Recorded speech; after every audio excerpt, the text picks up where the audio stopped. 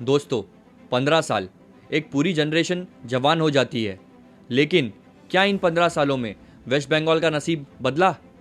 2011 में जब वेस्ट बंगाल के लोगों ने डेवलपमेंट के लिए वोट दिया था, तब उन लोगों को एक नया सवेरा दिख रहा था। और आज 2026 में हम कोई राजनीतिक भाषण की बात नहीं करेंगे। आज हम वेस्ट बंगाल के असली परफॉर्मेंस रिपोर्ट की बात करेंगे।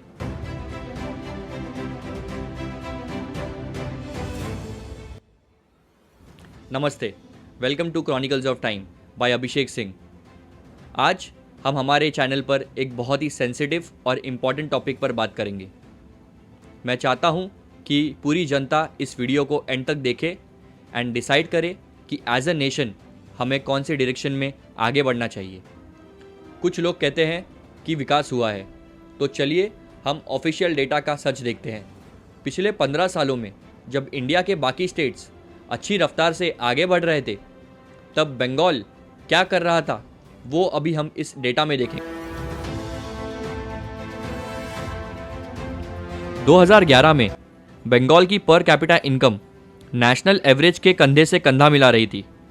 आज हरियाणा, तेलंगाना और कर्नाटक जैसे स्टेट्स की एवरेज इनकम बंगाल से दोगुनी हो चुकी है। इस बात पर गौर करिएगा, ये तीनों स्टेट्स 2011 के पहले बंगाल से पीछे थे, लेकिन आज ये बंगाल से आगे निकल चुके हैं। बंगाल का हार्ड वर्किंग मिडिल क्लास आज सिर्फ सर्वाइवल मोड में है। जहां तमिलनाडु और गुजरात इंडिया के मैन्युफैक्चरिंग इंजिन्स बन गए, वहां बंगाल में पिछले 1.5 दशक में एक भी फॉर्च्यून 500 कंपनी का मेगा प्लांट नहीं आया। इंडस्ट्री के बिना रोजगार कैसे आएगा? और गौर करने की बात यह है कि पिछले 1.5 दशक में बंगाल में एक ही सरकार थी, और फिर भी जो इंडस्ट्रियल स्टैग्नेशन है वो अभी भी बरकरार है।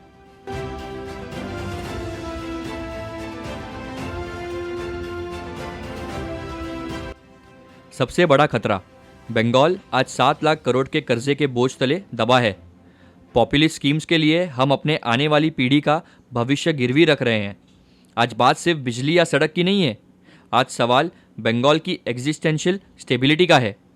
चलिए देखते हैं वो 3 बड़े कारण क्यों 2026 में बंगाल में चेंज इंपॉर्टेंट है।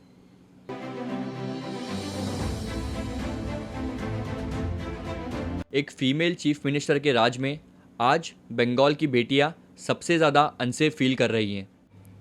कोलकाता के बीचों बीच एक ट्रेनी डॉक्टर के साथ उसके वर्क प्लेस पर जो दरिंदगी हुई, उसने पूरे देश की सोल को हिलाकर रख दिया। पर असली डर क्राइम से नहीं, उसके बाद के कवरअप से लगा।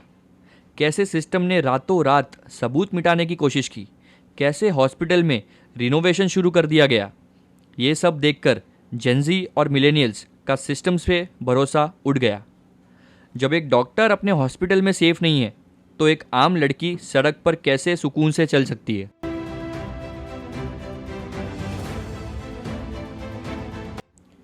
फिर बात आती है संदेश खाली की। वहाँ जो सच सामने आया वो किसी हॉरर फिल्म से कम नहीं था। शेख शाहजहां जैसे लोग सालों तक महिलाओं का शोषण करते रहे, और एलिगेशंस ये है कि लोकल पुलिस उन्हें प्रोटेक्ट करती रही। ये लॉ ऑफ द लैंड नहीं, ये लॉ ऑफ द माफिया बन चुका था। जब तक कोर्ट ने इंटरवीन नहीं किया, तब तक सिस्टम आंखें मूंदे बैठा था। सेफ्टी सिर्फ एक स्कीम का नाम नहीं होता, ये एक एहसास होता है। अगर 2026 में भी हमने इस फियर कल्चर को नहीं बदला, तो बंगाल की टैलेंट और उसकी बेटियां दोनों यहाँ से मूव आउट करने पर मजबूर हो जाएंगी। क्या आप चाहते हैं कि आपका स्टेट सिर्फ वायलेंस के लिए जाना जाए?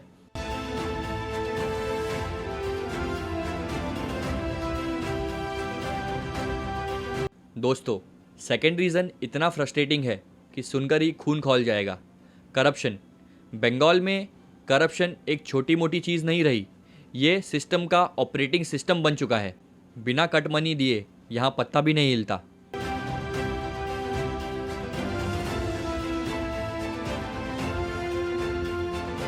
सबने देखा वो अर्पिता मुखर्जी के फ्लैट्स वाला सीन। पैसा इतना था कि ईडी को नोट गिनने की मशीन्स मंगवानी पड़ी। 50 करोड़ कैश, लेकिन सोचिए ये पैसा आया कहाँ से? ये उन एस्पिरेंट्स का पैसा था जिन्होंने एक सरकारी नौकरी के लिए अपना घर और ज़मीन तक बेच दी थी। एक तरफ स्टूडेंट्स बरसों से सड़कों पर बैठकर प्रोटेस्ट कर रहे थे और दूसरी तरफ मिनिस्टर्स के क्लोज एड्स के घरों में कैश के ढेर लगे हैं। इससे बड़ा बिट्रेयल और क्या हो सकता है।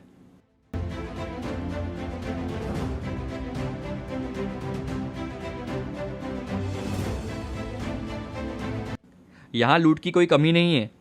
गरीबों के राशन से लेकर ज़मीन के नीचे के कोयले तक सबका सौदा हो गया।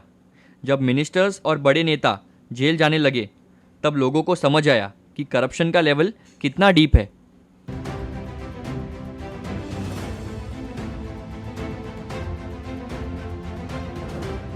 बंगाल में आज एक आम बंदा अपना घर तक सुकून से नहीं बना सकता। हर मोड़ पर सिंडिकेट बैठा है। बिना कमीशन या कट मनी दिए आपको मटेरियल तक नहीं मिलने देंगे। ये सिस्टम ने बंगाल का स्टार्टअप कल्चर और बिजनेस इकोसिस्टम का दम घोट दिया है।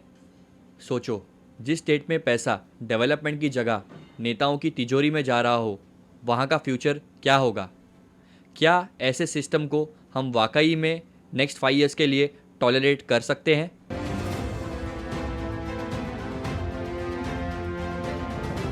दोस्तों, तीसरा कारण सबसे गंभीर और चिंताजनक है, नेशनल सिक्योरिटी। वेस्ट बंगाल का 2216 किलोमीटर का बॉर्डर बांग्लादेश के साथ जुड़ा है। ये सिर्फ एक स्टेट की बाउंड्री नहीं बल्कि इंडिया का गेट कीपर है। लेकिन आज इस गेट कीपर की अलर्टनेस पर सवाल उठ रहे हैं।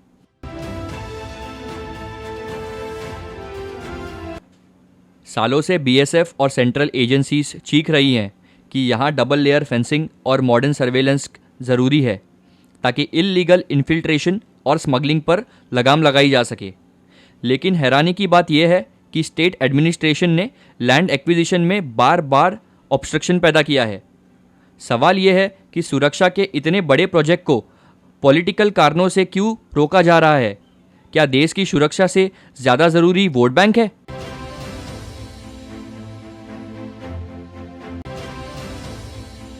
इस लापरवाही पर कलकत्ता हाई कोर्ट ने सख्त रुख अपनाया है। कोर्ट ने पूछा कि नेशनल सिक्योरिटी से बढ़कर आपके लिए क्या है। कोर्ट ने साफ फटकार लगाई है कि स्टेट गवर्नमेंट फेंसिंग जैसे देश हित के कामों में बाधा नहीं डाल सकती। बॉर्डर डिस्ट्रिक्ट्स में इन्फिल्ट्रेशन सिर्फ एक स्टैटिस्टिक्स नहीं है, इसका असर ज़मीन पर दिख रहा है। जब रिसोर्सेज कम होते हैं और बिना वेरिफिकेशन के बाहर से आए लोगों का दबाव बनता है तो वहाँ के मूल निवासी अपने ही घरों में असुरक्षित महसूस करते हैं। कई रिपोर्टों में ये देखा गया है कि बदलती डेमोग्राफी की वजह से लोकल्स को वहाँ से माइग्रेशन करने पर मजबूर होना पड़ा है। ये रिवर्स माइग्रेशन बंगाल के लिए एक साइलेंट क्राइसिस है।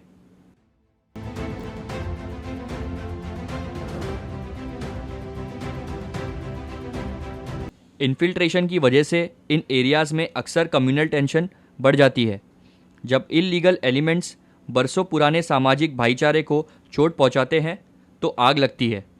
अप्रैल 2025 में मुर्शिदाबाद में हुई हिंसा इसका सबूत है, जहां हाई कोर्ट को खुद सेंट्रल फोर्सेस बुलाने के आदेश देने पड़े थे। क्या ये सिर्फ राजनीति है या फिर ये एक कोशिश है बंगाल के ओरिजिनल सोशल फैब्रिक को हमेशा के लिए बदलने की। अगर आज हमने अपने बॉर्डर और अपने लोगों को नहीं बचाया तो अगले कुछ सालों में बंगाल का नक्शा और संस्कृति दोनों पहचानने लायक नहीं रहेंगे। दोस्तों, वीडियो रैप अप करने से पहले एक रियलिटी चेक। अगर आपको लगता है कि वेस्ट बंगाल में जो भी हो रहा है वो एक स्टेट का इंटरनल मैटर है तो आप बहुत बड़ी गलती कर रहे हैं। वेस्ट बंगाल ये इंडिया का एक स्ट्रेटेजिक गेटकीपर है। ये वो किला है जो इंडिया के बाकी के हिस्सों को स्टेबलाइज करता है। ज़रा सोचिए, अगर इस किले की दीवारें अंदर से ही कमज़ोर कर दी जाए तो क्या होगा। 2026 के बाद अगर ये सिलसिला चला तो दुश्मन बॉर्डर पर नहीं बल्कि हमारे डिजिटल स्पेसेस और मोहल्लों के अंदर तक आ चुका होगा। आज बांग्लादेश और पाकिस्तान के बदलते तेवर और जियोपॉलिटिकल शिफ्ट्स देखकर हम अपनी आंखें नहीं मूंद सकते। ये कोई कॉन्स्पिरेसी थियरी नहीं है, ये जियोग्राफी का सच है। अगर चिकन स्नैक कॉरिडोर पर थोड़ा सा भी दबाव बढ़ा तो नॉर्थ ईस्ट इंडिया बाकी पूरे देश से कट सकता है।